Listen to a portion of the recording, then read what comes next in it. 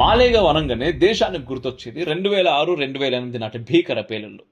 అప్పట్లో ఆర్డీఎక్స్ వాడకం దేశాన్ని ఉలిక్కిపడేలా చేసింది. అక్కడ అభినవ భారత్ సంస్థ కల్నల్ పురోహిత్, ప్రజ్ఞాసింగ్ ఠాకూర్ల చుట్టూ కథ నడిచినా కూడా చివరికి కోర్టు వారిని నిర్దోషులుగా విడుదల చేసింది. కానీ ఆ గాయాలను ఆసిఫ్ షేక్ వంటి నేతలు ఇంకా రగిలిస్తూనే ఉన్నారు. బీజేపీ అధికారంలో ఉంటే ముస్లింలకు ప్రమాదం అనే భయాన్ని ఆయుధంగా మార్చుకున్నారు. 2006లో కౌమీ మహజ్ పేరుతో మొదలైన ప్రస్థానం నేడు ఇస్లాం పార్టీగా మారి అధికారాన్ని శాసించే స్థాయికి చేరింది. ఇది కేవలం మహారాష్ట్రకే పరిమితమా? అస్సలు కాదు.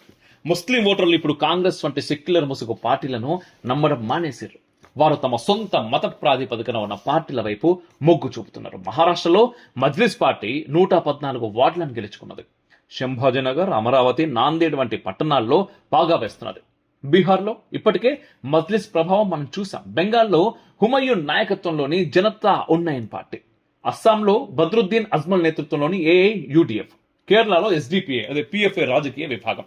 పట్టణాల్లో మారుతున్న డెమోగ్రఫీ కూడా, ఈ జనాభా నిష్పత్తి అంటూ ఉంటాం కదా, ఇది కూడా ఈ పార్టీలకు ఒక పరంగా మారుతున్నది. ఇది దేశ సామాజిక నిర్మాణానికి చాలా పెద్ద హెచ్చరిక.